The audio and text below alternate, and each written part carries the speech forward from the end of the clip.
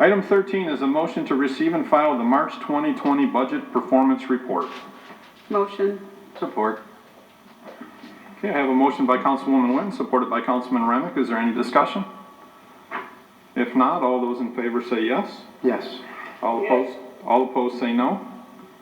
Motion carries. Angela, bring the speaker. Your speaker.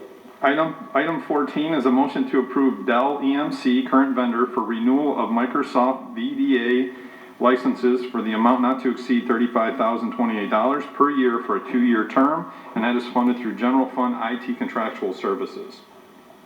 Motion to approve. Okay, I have a motion by Councilman Bazura, supported by Councilwoman Croft. Is there any discussion? If not, all those in favor say yes. Yes. Yes. All opposed say no. Motion carries. Item 15 is a motion to approve the agreement with DTE Energy for streetlight LED conversions in the amount of $403,745, and that is funds provided from the street lighting account. Motion to approve. Support. I got a motion by Councilman Johnson, supported by Councilwoman Witten. Is there any discussion? If not, all those in favor say yes. Yes. Yes. All opposed say no. Motion carries. Item 16 is a motion to approve Strata Underground lowest responsible bidder for the installation of approximately 1/4 mile of sidewalk in the amount of $106,344 plus a 10% contingency for a total amount not to exceed $116,978, and in approved budget amendment 2020-014, and the funds are provided from Major Roads Non-Motorized Expense. Motion to approve. Motion. Support. Okay, I have a motion by Councilman Johnson, supported by Councilwoman Pats. Is there any discussion? Mr. Chairman, I should Mr. say Chairman, that, I do have something. Chairman, Okay, Cindy, or Clerk Bauer has the floor right now. I'll come right back to you. unrelated questions will not be answered Okay. or just miscellaneous Okay. stuff. So if somebody starts sending in that, they're not going to be answered. Okay, thank you. Okay, Councilwoman Pats, you had a question? Well, it's actually just some information for the residents to let them know that this sidewalk, who doesn't mention in here, is on North Line Road between Ziegler and Huron. So that there is no sidewalk there right now, but it will be. That's what this is for, just to let them know. Okay. Okay, is there any other discussion? Mr. Chairman, if I could call Jason up. Jason, what is the requirement, the required amount that we are obligated to spend on non-motorized expenses annually? Through the chair, to answer the mayor's question, it's 1% of our Act 51 funds have to be spent on non-motorized, and what they do, the state looks at a 10-year period for that.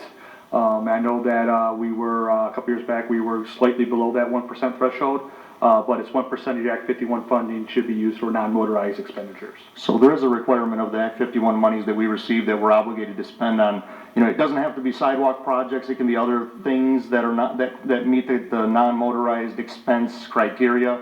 But we have historically spent it on sidewalks, and we do typically fall a little bit behind. So I think this will allow us to get caught up or maybe even get a little bit ahead. Is that a yearly thing, or like, are we supposed to spend that yearly every time we receive those funds? So through the chair, what they do when you report to the state is they look at a 10-year period. So you could have zero spent in 1 year, but as long as over that 10-year rolling 1%. period, you have a 1% use of non-motorized expenditures. Okay, cool, thank you. But Mr. Chairman, what will commonly happen is there may be several years where we don't have any just because there's no projects. Right. So usually if there's a viable project, we try to use it to get caught up. And this is one of those that we have received a fair amount of inquiries as to, adding the sidewalk. And typically you can tell because there will be the, what's commonly referred to as like a goat trail, where you can see the worn out grass where people walk it a lot. And I think this, where the proximity is to Wayne County Community College, it does see a fair amount of foot traffic. Okay. Through the chair. Councilman Johnson? Could you tell me, is there a balance, will there be a balance in this account? Or is this using the whole thing for non-motorized? Through the chair, let me take a look at something.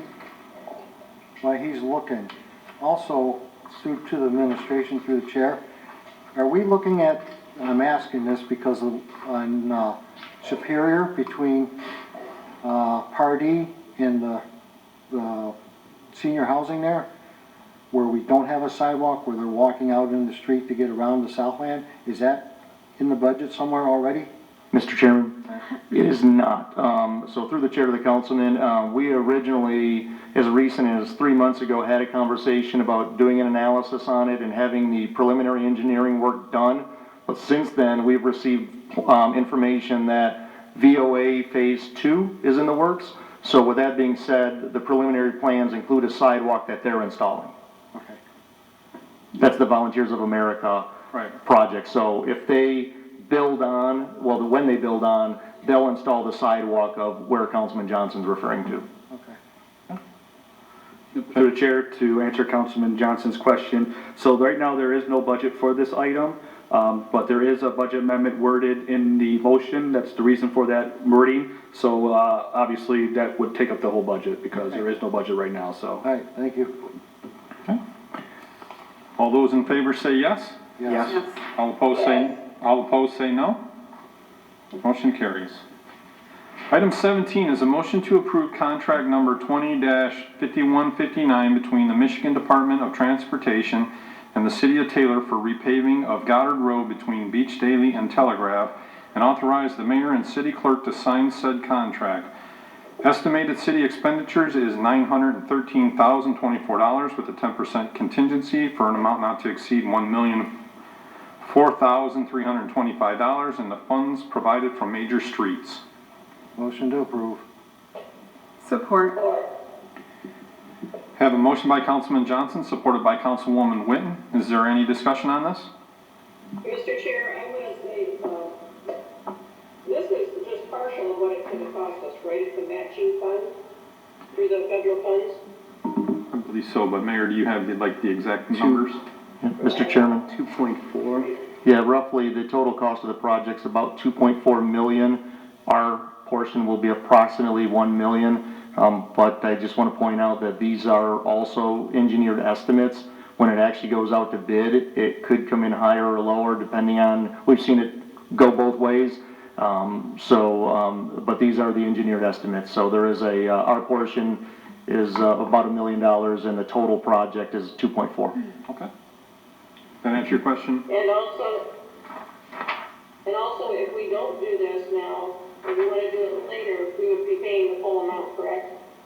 I think there's a possibility of that. I mean, Mayor, you'd like to explain that a little better. Yeah, Mr. Chairman, there's always the possibility that you could qualify for FAC funding at a later time.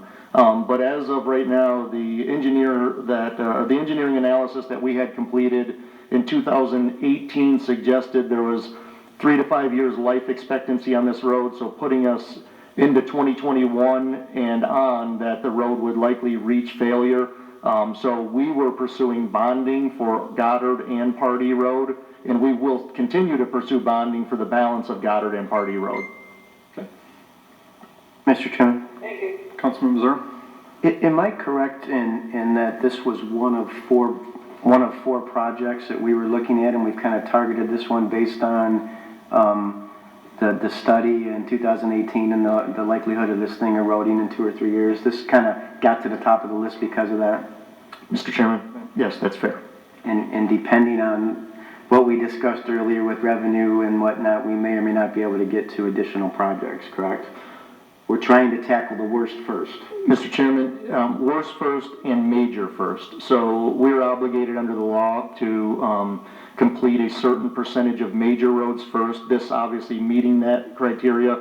Last meeting we approved Wick and Morton View resurfacing, which also met that criteria.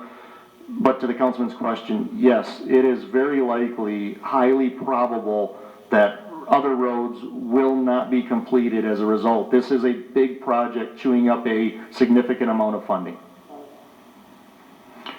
Okay. Is there any other questions?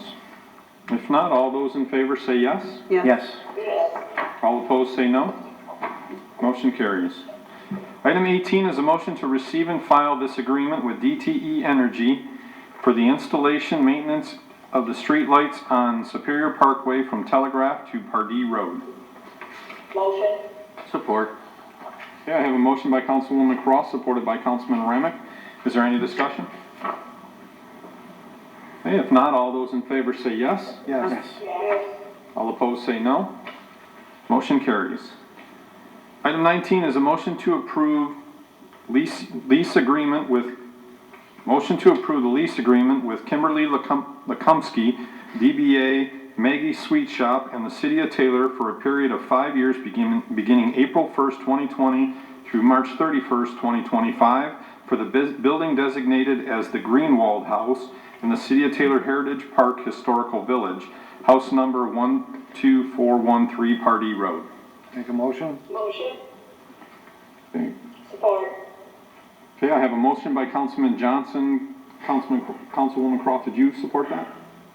Or was that Councilwoman Pats? I did, but I think Councilwoman Pats, Okay. made the motion. Okay. That's what I heard first, but again, the lag, so. Okay. I have a motion by Councilman Johnson, supported by Councilwoman Pats. Is there any discussion? Mr. Chairman? Mayor. As I mentioned last week, the one difference between this lease and previous lease agreements with Maggie Sweet Shop is that there are actual required hours of operation. The one complaint we did receive, unfortunately, over the years is that there are times where they're not open and people expect that they're going to be open. So that is built into this document, so there is a minimum expected hours of operation. And I think I did see on one of the sites on social media, she was actually reaching out to people, asking for recommendations, certain things that they wanted, and she talked about that and stuff, which I thought was pretty good, so. Yeah, she seems aggressive and, you know, ready to reinvent the model, so, which is exciting. Right. Yes. Councilman Johnson? I don't see the terms of the, how late they have to stay open or the hours. Am I missing it? Mr. Chairman, I see Mr. Euland's heading up here. And then another question, I've seen that also on social media, and one of the questions that was brought up about having a handicap ramp, and is that something that we have in our budget to do? Is that possible?